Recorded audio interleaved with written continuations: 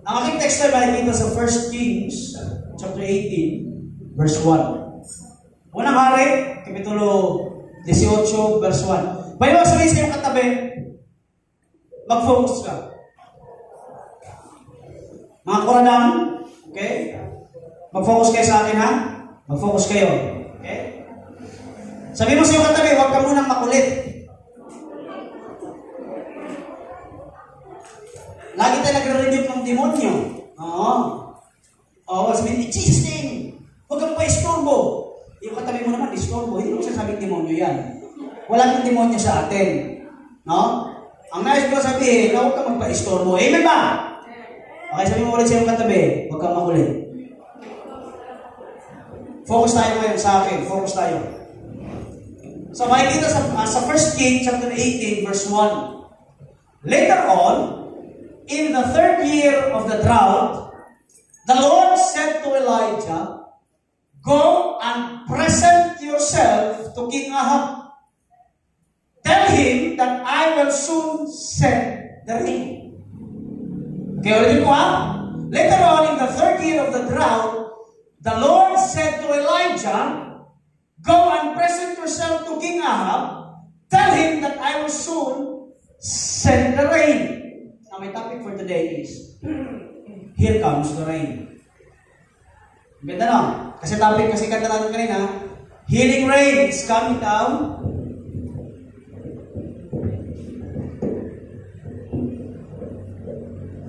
Healing rain is coming down. Pag-asa declare, or nag-declare na po ang pag-asa, ang ating pag-asa ba, yung na rainy season has already come. So kaya napapansin natin, every hapon ay mainit sa umaga, pagdating ng hapon ay tag-ulan. No? Sapagkat dalawa lang po ang ating season sa Pilipinas, ito po ay tag-ulan at saka tag-init. La Niña at saka El Niño. Hello, so ba tayo? Ulitin ko, ang pag-asa ay nag-declare na, nagtag-ulan na talaga. Kaya napapansin natin, hindi na gaano mainit. Kung kailan pa medyo lumamig-lamig, doon na nagkikisame. Talagang inan talaga yung pasensya natin, okay lang yan. Hinanda talaga yun. Sabi ko, kung kailan tag-ulan, ay doon pala nagkikisame. Well, all things work together for good. Okay, amen po ba? And the question here is, okay? Tag-ulan na ang season natin kasi June na, July, August, September, October, November, December. No? Yung 6 months na yung buong kalahating taon is tag-ulan na. Pero para bang ang buhay mo, kapatid, ay para bang tagtuyong pa rin. Yung buhay mo hindi sumunod sa season. Hello, amen? Tag-ulan na sa season natin sa Pilipinas, pero yung buhay mo hindi sumunod. Nanatiling tagtuyong, sabi mo sa katabi, tagtuyong. Alam natin na talagang may season ng pagpapala at may season ng, alam niyo na yun, di ba? May season ng pagtatanim at may season ng pag-aani. Dahil sama tayo. Nasa probinsya ngayon po, sa panahon ngayon sa tag-ulan, yung ating mga magsasaka ay binibigyan ng, kumbaga, opportunity sa kanila na mag-araro. Kasi nga, yung tubig Kasi yung April, Mayo, actually, kung pinasa March, April, May, yung 3 buwan na yan, tag-anihan. So, tapos sila nag-ani. Okay? Ngayon ay panahon ng pagbubukal at sa sunod na buwan, July, is pagtatanim. Amen po ba? Pero ang problem sa atin, para bang nahuli tayo palagi. Nakaani na yung kabila, ikaw, wala pang tanim. No? Tag-ulan na sa season natin, pero tuyong-tuyo ka pa rin. Tingnan mo yung katabi kung tuyong-tuyo na. Maliban sa dalawa kasi nag-rejuvenate ang kaluluwa nito sa bibig at Baguio. Ang lamig doon. Grabe. Na-refresh. Grabe. Gusto ko humabol. Naalala ko lang pera. Kasi ibang usapan no? Kaya sabi ko gano'n. Sabi ko sa habang ginawang sermon ko, bakit may mga kapatiran pa rin tayo na parang tagtuyog pa rin? Sabi mo sa iyong katabi, tagtuyog. In fact, dapat tapos na yung tagtuyog sa buhay natin.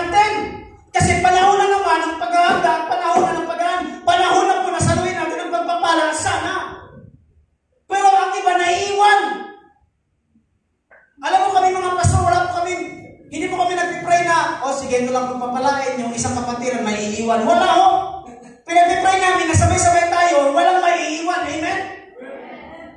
May nang amen. Amen ba? Now, the problem, mga kapatid, ang Diyos ay magpapadala na ng ulan. Ang Diyos ay ready na magpapadala ng ulan. Question is, kayo ready ba? Ulitin ko ha? Si Jesus, ready na mag-visit. Oh, kanina pa, kumakanta tayo, hey, oh, I receive you. Mercy, gumagano'n pa nga kayo. Parang ibang sayaw na to ha. Parang sa iba yata ito na sayaw ha. No? Parang nakikita ko sa daan to eh. Gumagano'n eh, no? Hey, oh, I receive your mercy. No? I receive your grace. Ang Diyos ay ready na. Question is, kayo ready na?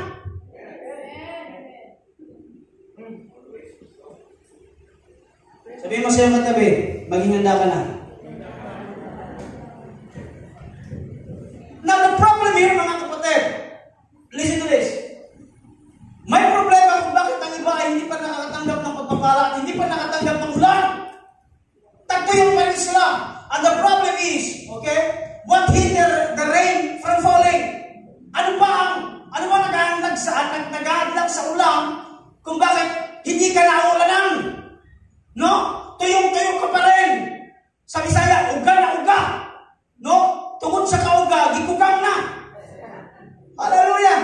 Yung parang tuyong-tuyong ka na. Hindi ka nagdidiligan ng Diyos. Oo. Kasi ang problema wala sa iyo. Ang problema wala sa Diyos. Ang problema nasa iyo. Now the question is, what hinder the rain from falling? Ano ba ang nag-aanlang sa ulan?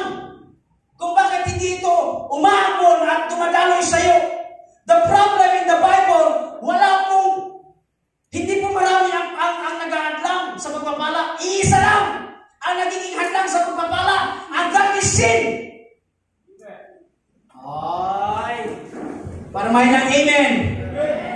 Everybody say sin. Kasalanan. Yun lang yung mortal na kaaway ng Diyos. Balik-balik na rin mo ang kasulatan. It's always the sin that we need to repent. Sin. Ano po ba? Yung text na natin. Okay? Siya kaya? Ay, balik mo muna. Bakit nagkaroon ng tagtuyot ng Israel? Hindi yan. Bakit nagkaroon ng tagtuyot ng Israel? Because that time, ang naghahari si King Ahab. Si King Ahab sa history ng Israel, siya ang pinaka-worst. Sa lahat ng mga nakalipas na hari, siya yung pinaka-worst. Nagtayo pa siya ng sarili niyang Diyos-Diyosan na si Baal at meron pang isa. Okay? Nagtayo pa siya ng kanilang mga Diyos-Diyosan at hindi lang yan. Okay? Pinatayo niya pa ang wall or foundation ng Jericho. Kaya yung mga inutusan niya, yung mga panganay at saka mga anak namatay. You know why? Kasi may curse. Ito ang curse ni Joshua. Sabi niya, at the time Joshua invoked this curse, may the curse of the Lord fall on anyone tries to rebuild the town of Jericho. At the cost of his firstborn son, he will lay its foundation. At the cost of his youngest son, he will set up its gates. Lahat ng inutusan niya na ipatayo mo na yung Jericho, lahat din namatay. Ganyan. Ano sabi mo tayo? Ganyan katindi ang curse na binigay ni Joshua. Pero si King Ahab, prinubok niya ito at saka hindi na prinubok talagang ginawa niya ulit. Pinatayo niya muli ang Jericho. Lesson here. Listen to me. Kapag ang Diyos ang may sadya na wasakin at merong winasak sa buhay mo, listen to this ha, huwag ka nang mag-attempt na i-rebuild ulit ito. Amen? Parang kayo na amen? Pagdating ko ha? Kapag binasag ka ng Diyos, huwag mo na ulit itong itayo. Amen? Pastor, anong gusto mong iparating? Pagkatapos mong tinanggap ng Panginoong Jesucristo, binasag na ng Diyos ang iyong nakaraan. Yung kasalanan mo before, yung pamumuhay mo before, binasag na ng Diyos. Ang sabi ni Joshua, curse! Sumpahin ang tao na bago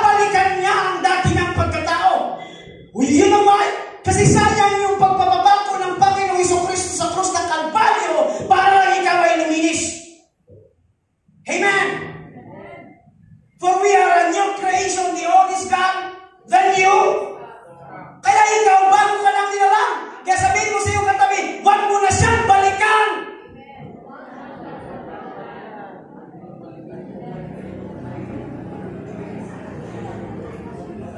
Tapos ka nang hinil ng Diyos. Tapos ka nang nirestore ng Diyos. Our God is a potter's hand. Ibig po ba? It's like a potter's hand. Kahit durug ka na, ginagawa ka pa rin ng Diyos na palambutin at imumold ka muli. Amen? Lesson here, mga kapatid, once na ikaw ay winasak ng Diyos for a particular reason, huwag mo na itong balikan. Sapagkat mayroong mangyayari sa iyo na hindi maganda. Amen? Sabihin mo, mga teens, huwag nyo na silang balikan.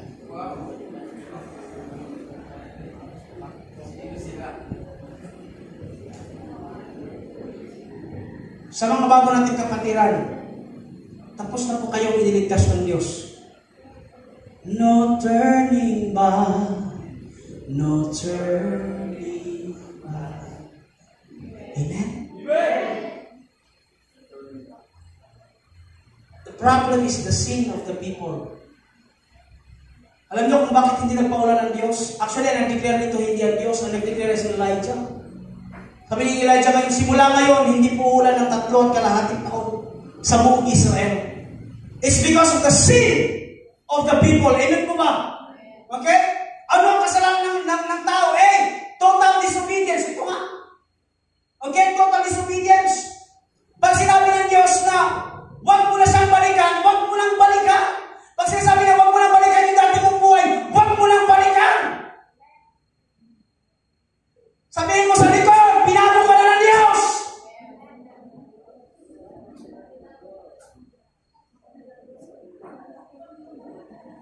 You cannot change by yourself. Listen to this, mga kapatid. Hindi mo kayang baguhin ang sarili mo. It's by the conviction of the Holy Spirit sa puso mo na every time you commit sin, there's a guilt in your heart. Amen. Oh. Yung bulong na nagsasabi na yan, banal na spirito yan. Woo! Amen po ba? Huwag mo nang balikan. Huwag mo nang balikan. Pero alam niyo ang kagandahan? Kapag nagsira ang Diyos sa buhay mo, kapag nagsarado ang Diyos ng pinto sa buhay mo, meron pang pintuan sa likod.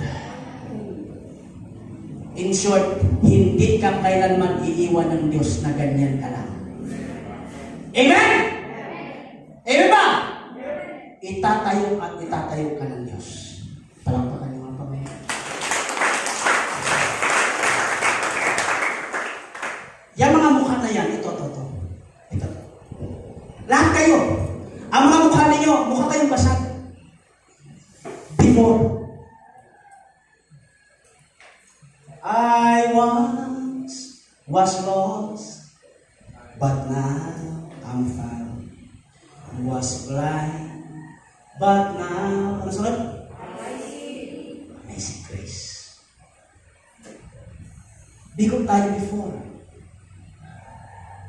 Lahat tayo dito, failure tayo. Failure tayo lahat. Because of sin. And we for all have sinned and fall short from the glory of God. But because of the amazing grace ng Diyos, kahit gaano ka kapasag at naging durog pa, God will restore and will give you a new heart.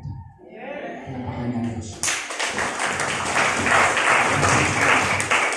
Pangalawa na naging sandihin ng kanilang kasalanan is idolatry. Because of idolatry. Idolatry, mga kapatid. Diyos-Diyosan. Laging sasabihin sa inyo, ang Diyos-Diyosan sa atin bilang Kristiyano, hindi yung sumasamba sa debulto.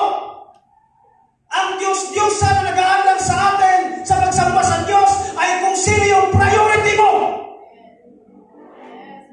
Woo! Kung yung prioridad mo, yun yung inuuna mo kasi nga priority.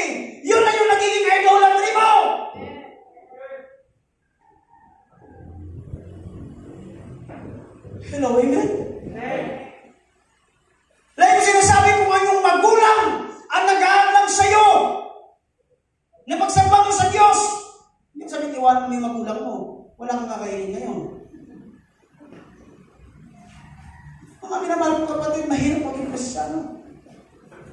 Amen? We are cursed, but not crushed. We are pressed, but not destroyed. Mahirap. Mahirap. Marami tayong Diyos-Diyosan.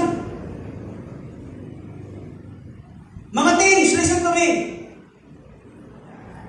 Alam niyo ba, naging Diyos-Diyosan ninyo? TikTok. And that's the truth. Sinasabi ko lagi sa inyo na hindi bawal ang TikTok. Kasi kahit pagbawalan kayo, will niyo yan eh. Pero nakakalungkot isipin na mas nakikita ko pa yung mga TikTok ninyo kaysa sa mga post ng mga verses. Kung hindi nyo kaya mag-post ng mga verses, meron kami mga pinupost na verses. At yun ang dapat nyo i-share because you are a disciple of Christ. Wala kayong dapat i-share kundi ang para sa Panginoon.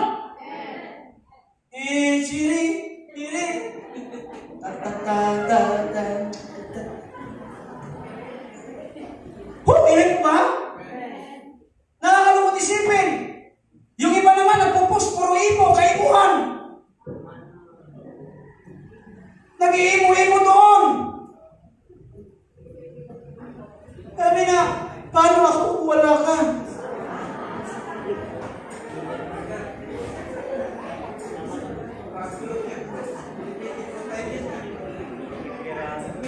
Totoo yung mga kabataan, akala nyo hindi ko binabantayan yung mga ano ninyo.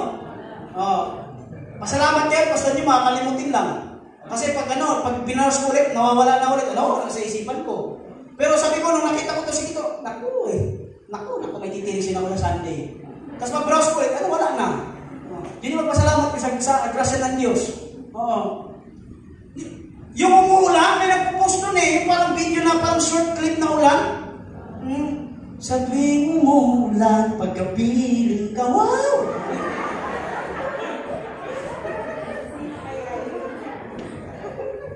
Really? Ang bihira. Sabi ko, grabe mo. Grabe. Pwede. Mga kaimuhan. Tapos pag, di ba, ang ano ba? Ang ano, tapos, ito pa, naalala niyo yung, ito po, tinaalala ko. Naalala ko yung, alam niyo sa Jessica Soho, yung bata na nag-aararo? Yung bata ba? Grabe yan. Ang mga teens natin, puro share. God bless you.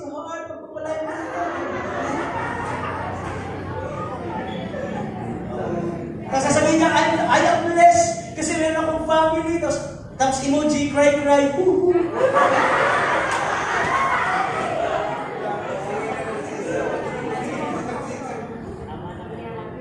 Gusto ko na sana mag-comment din na, pero ayaw mapahiya. Kasi Facebook yan eh.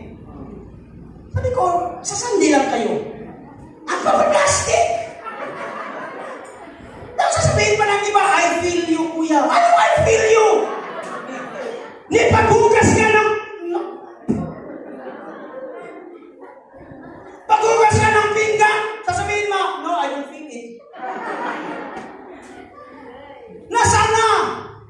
Puro mga plastikan. Kaya be careful mga kabataan ha. Hindi naman ako nagmamalimos na i-share ninyo, but ito ang dapat. Kasi hindi nyo kaya pang mag-share. I-share nyo yung dapat na meron post si Papa. Ay, wala si Papa kasi puro politika to. Ako na lang, sa akin na lang.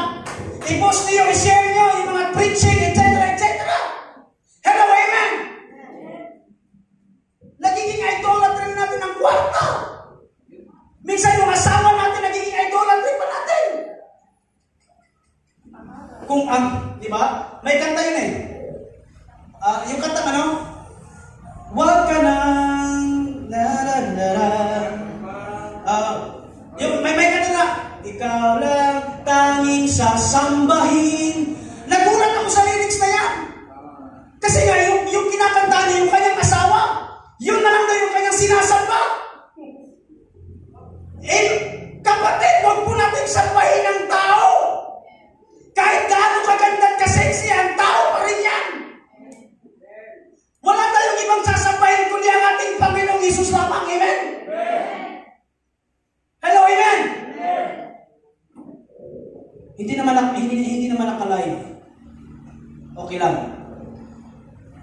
Ako'y ako'y nagpapasalamat sa Panginoon kasi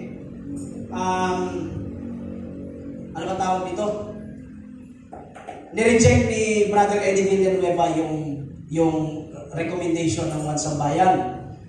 Kasi sabi niya, hindi na nila ito priority. Sabi ko, praise the Lord. You know why? Hindi ko sinasabi na wala siyang karapatan na tumakbo bilang isang presidente. Amen po ba? Nakita ko kasi mga kapatid, kung ikaw ay pastor, listen to this, and you live by the word of God, taliwas ito sa salita ng Panginoon. Kung sino nakaupo dyan, dapat suportahan. Amen po ba? Hello, amen? Ulitin ko. Hindi ako magbibigay ng particular na leader. Okay? Kung si ganito ba yan, si ganito man magiging presidente, I don't care! When I was in a seminary ng panahon ni Noynoy, we prayed for Noynoy. When I was in seminary ng panahon ni Gloria, we prayed for Gloria. Because ang ating hari ay hindi yung hari na kaluklo sa Malacanang. Ang ating hari, walang iba kundi ang Panginoon. Amen? Sabi ko, good thing na binawi niya. Dapat suportahan natin. Ipag-pray natin. Amen po ba? It becomes an idolatry. Idolatry. May verse na tayo? Okay, ito yung kanina. Next kaya. Pangalawa. Basahin mo nga. Parang mahina. 1, 2, 3, go! Pamilyar kayo sa kantang ano? Standing on the promises of Christ my King, to eternal ages let His praises reign. Glory in the highest I will shout and sing, standing on the promises of God. Kung alam yung chorus. Standing on the promises of Christ my Savior. Standing. I'm standing on the promises of God. Palakpakan ng Diyos. Listen to this. Verse tayo. Later on, yung kanina ng verse natin, in the 3rd year of the drought, the Lord said to Elijah, go and present yourself to King Ahab. Tell him that I will soon send rain. Sabi ng Diyos, magpapadala ako ng ulan. Pero hindi nyo alam kung kailan. Amen ba? Okay? Now, nung natalo na ni Elijah yung mga bataan ni Baal, kasi sa Mount Carmel, hindi ko na masyadong elaborate, natalo ni Elijah ang mga tauhan ni King Ahab ng mga bulang propeta, 950 verses 1. Isa lang si Elijah, 950 na mga propetang bulang propeta. Nagkaroon sila ng Clash of the Titans doon sa Mount Carmel. Kasi sabi ni Elijah, mahal na hari, papatunayan ko na ang Diyos ninyo na si Baal, hindi totoo at ang Diyos ko ay totoo. Eh, ba? Nakuha niya? Nakuha niya? Sa anong paraan? Mag-alay tayo ng baka, wala kayong gagawin. Ang gawin nyo lang, tawagin nyo lang ang Diyos ninyo. At kung sino yung tutupok sa baka na yan, ibig sabihin, meron siyang tunay na Diyos. Amen? Unang ginawa, yung mga tauhan ni Baal. Okay, gumawa ng altar, nilagay ng baka, nagsasayaw-sayaw sila, mula umaga, pagdating ng hapon, wala pa rin, hindi pa rin nasusunog. So, ginawa nila, nagsusugat sila sa kanilang sarili. Pag binasa mo yung 18, 1, pababa, nagsugat sila, tapos nagtawag ka sila, kahit ano lang pinagsasabi nila, no? Ano pinagsasabi nila? Wala pa rin pag-ano sa Diyos. Okay? Kasi ang Diyos nila, peke, amen ba? Si Elijah, listen to this, gumawa ng altar, inilagay ang baka, hindi lang yun, doon sa palibot ng nilagay niya ng kanal at binuhusan niya ng tubig. At mismo yung baka, binuhusan niya ng tubig. At alam niyo ginawa niya? Lord, ipakita mo sa mga tao ito kung sino ka, na ikaw ang tunay na Diyos. Bumuka ang langit, bumaba ang apoy, nasunog kahit may tubig. Amen? Hindi Bible po yan. At saka ang kanilang kasunduan, isa lang. Kay Ahab, kapag nanalo ako, patayin mo lahat ng iyong mga propeta. Pag nanalo kayo, patayin niyo na ako kasi ako na lang nag-iisa. Ang tawag dyan, remnant, siya lang nag-iisa. Ay, to make the long story short, nanalo si Elijah because hindi naman talaga mananalo kailanman ang kaaway sa ating Diyos. For greater is He that He is in us, that He is in the world. Amen? Sa 1 John yan makikita. Now, sabi ng Panginoon, ay sabi ni Elijah, okay, listen to this ha. Bakit sinasabi ko, standing on the promises of God? Listen to this, standing firm. Because, bago pa ang pagtatagpo nila sa Mount Carmel, sinabihan na siya ng Diyos, pumunta ka na, magpakita ka na kay Ahab, 3 taon ka lahat na, magpakita ka na, sapagkat magpapadala na ako ng ulan. Nandun yung promise ng Lord, amen? Nandun yung promise. Malinaw sa isip ni Elijah na mayroong promise ng Diyos, pero hindi niya pa alam kung kailan. Now, sige, yeah. Then Elijah said to Ahab, go get something to eat and drink, for I hear a mighty rainstorm coming. Yung word na hear, hindi niya pa nakikita. Nakuha niyo? Sabi ngayon ni Elijah, umuwi ka na, kumain ka na, magpahinga ka na. Bakit? Kasi naririnig ko na ipaparating na ulan. Hindi niya pa nakikita, pero naririnig niya. Amen? Parang ngayon, amen? Sometimes ang promise ng Diyos is naka-block sa ating mata, pero ang promise ng Diyos bumubulong na sa ating tenga. Amen? Sapagkat sinadya ng Diyos yan, for we live not by sight, but by faith. For we live by faith, not by sight. Kasi kung nakikita mo na agad, abay hindi ka wala ka ng pananampalataya, Scientology ka na. To see is to but we Christian, believe first and you will see. Amen? Verse tayo. So faith comes from hearing. And hearing through the word of Christ. Through the word of Christ. 8,000 plus ang promises ng Diyos na nakasulat sa aklat ng kasulatan. 8,000 plus. Amen po ba? Si Elijah, alam niya na nakatanim sa kanyang puso na may promise ang Diyos. Although hindi pa ito dumarating, pero feeling niya ito ay darating. That's faith.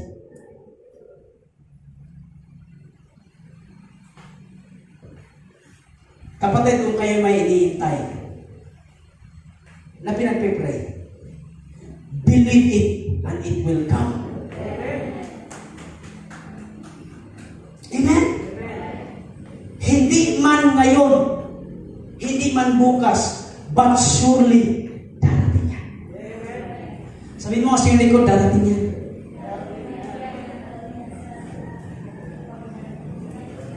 Sabihin mo sa yung kilid, darating yan. Darating yan. Though you never see it yet, but surely it will come through faith. Meron ka bang inasam sa buhay? Itaas ang kamay. Itaas ang kamay. Yes, of course. Itaas ang kamay. We have all these kind of goals, dream, etc. Pray for it. Pray for it. Amen po ba? Minsan nadidelay ito, but not denied. Amen? In short, hindi pa para sa iyo. O sabihin mo sa katabi, hindi pa para sa iyo. Hindi pa para sa iyo. Hindi pa. Kahit hindi pa nakikita ni Elijah, he believed that rain will come. Because itinanim sa kanya ng Diyos at ipinami sa kanya ng Diyos. The promise of man surely will fall, but the promise of God will remain forever. Amen? Sabihin mo kasi yung katabi, maniwala ka sa pangako ng Diyos.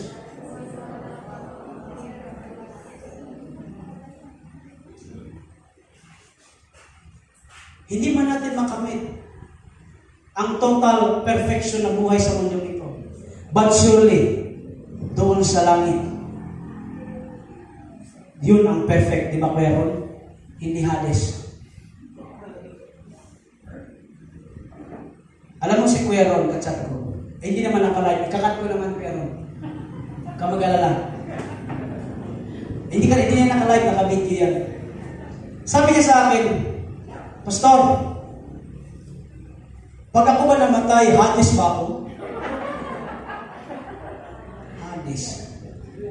Napaka-Griego na ano eh.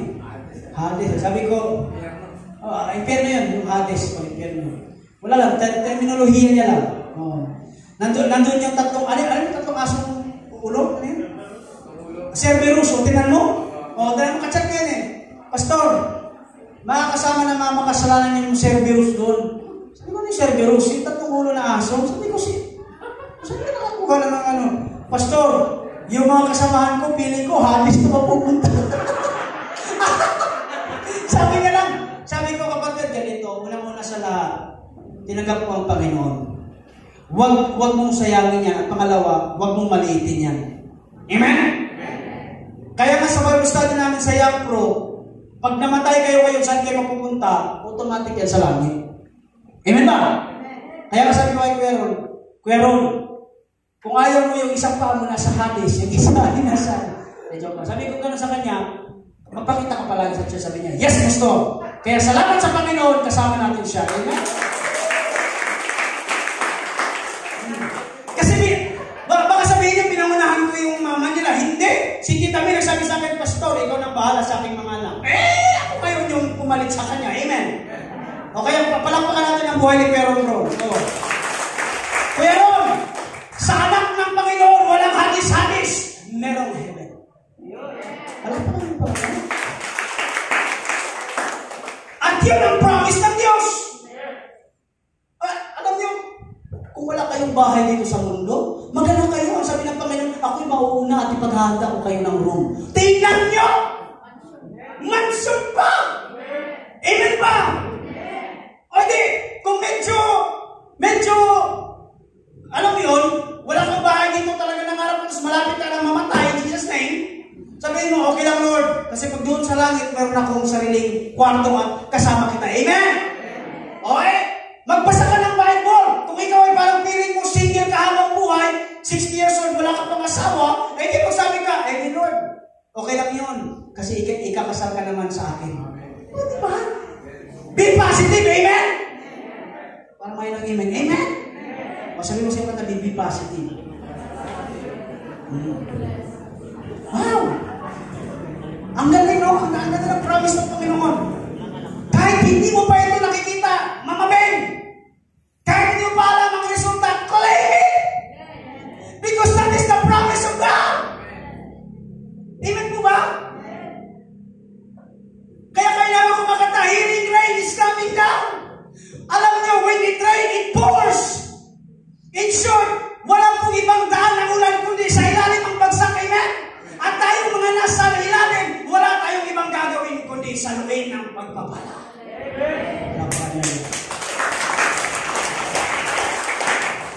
Saluin mo sa likod, saluin mo ang pagpapala.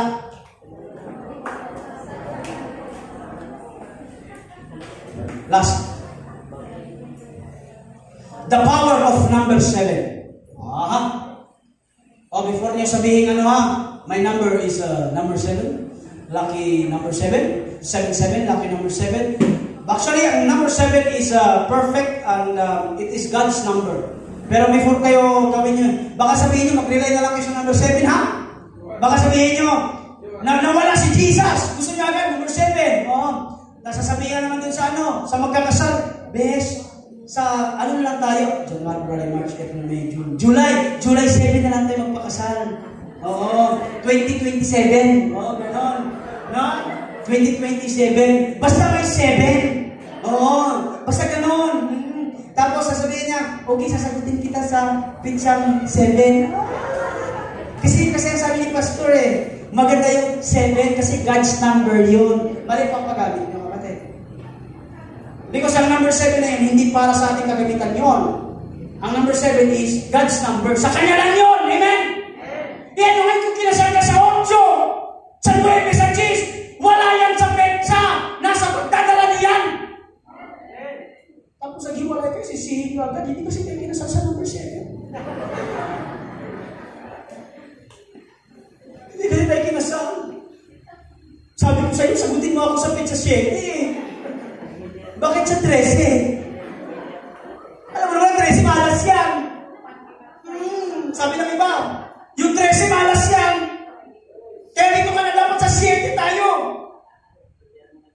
Sabi ko, ano? Eh mga Chinese, alam niyo hindi 7, ang Chinese 8. 8 sa kanila. 8 talaga. Yun yung perfect para sa kanila, infinity. Tapos gusto niyo pa number 8 kasi infinity, nagpasiksik kayo na number 8 ulit. Kasi infinity, wala yan sa number. Gusto ko lang sabihin sa inyo, ang number 7 is belongs to God. Hello, saan po tayo? Listen to this. Dumating ang ulan sa mundo. Dumating ang kauna-unahang ulan. Okay? In Genesis chapter 7 verse 4, listen to this ha. Dumating ang ulan. Ang ulan pala ay ikapitong ginawa ng Diyos. Rain. Okay? At 7 days, listen to this ha, si Moses, si Noah, 7 days niyang pinakawalan ang dove. 7 days ito, bago ito bumalik. Ano saan ba tayo? Gumaling si Naaman sa kanyang bulutong, sa kanyang kikwa, mga hubag-hubag, mga ketong, o kagit, inutusan siya ngayon ni Elisha na isawsaw mo yung sarili mo doon sa tubig ng Jordan 7 times. Amen? At ang ikapito, siya'y gumaling. Amen? Okay, nasa po tayo mga kapatid? At nung ipinako si Jesus Christ, there is only 7 last words. It's always 7, 7, 7. Amen po ba?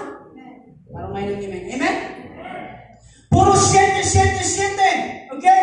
Ano ibig sabihin ng number 7? 7, ang mga paliwanag ng mga theology yan, 7 is the fullness of God's time.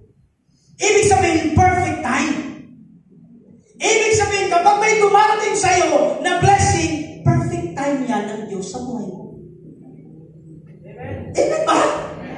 Para may nangimin, amen? In short, kung dumating sa iyo ang sasakyan, that is the fullness of time para sa iyo.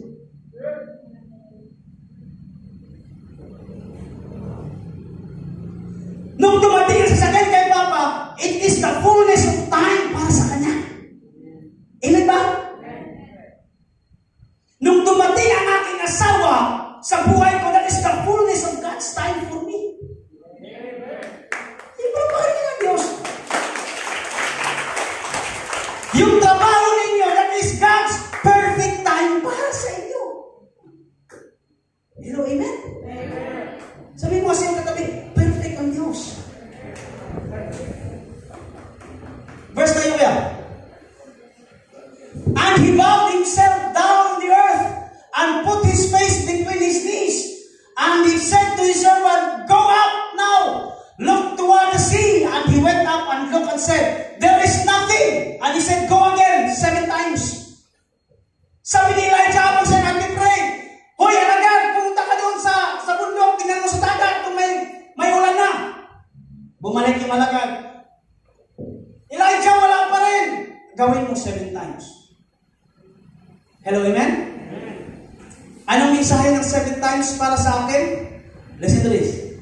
Kapag may pinagpipray ka, push mo lang. Push means pray until something happen. Alam niyo na yan, sa Facebook yan, nakuha. Ibig sabihin, kahit alam niyo na ito ay darating, keep on praying. Hello, amen?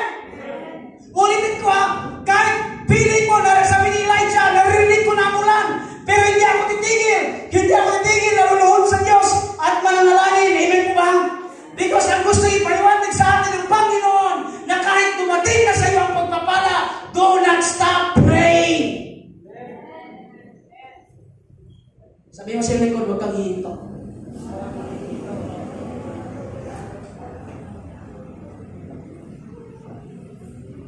May last verse tayo, wala na. Wala na. Dito ako magtatapos. Dito ako magtatapos, mga kapatid. Nandiyan ba ba lahat? May sinabi ang servant ni Elijah. On the 7th time, nung ikapitong beses na umakyat siya sa bundok. Nandiyan ba lahat? Makinig kayo sabi. Sabi niya, Elijah, may nakita na akong kapalad na ulap. Amen? Balik ko ha? Nung ikapitong akyat ng servant, ang sabi niya, Elijah, doon sa dagat may nakita na ako, kapalad lang na ulap. Anong sabi ni Elijah? Palatandaan na yun na ulan. Sige na, papuntahin mo na si Ahab kasi nandyan na ang ulan. Amen? Amen? Ang nakita ng servant, maliit lang. Okay? Anong sabi ng may cancer sa America's Got Talent? 2% is not 0%. In short, kung feeling mo maliit lang yang nakikita mo, still, that is the promise of God. Because sometimes in our lives, dumarating ang pagpapala sa atin sa mga maliliit na bagay.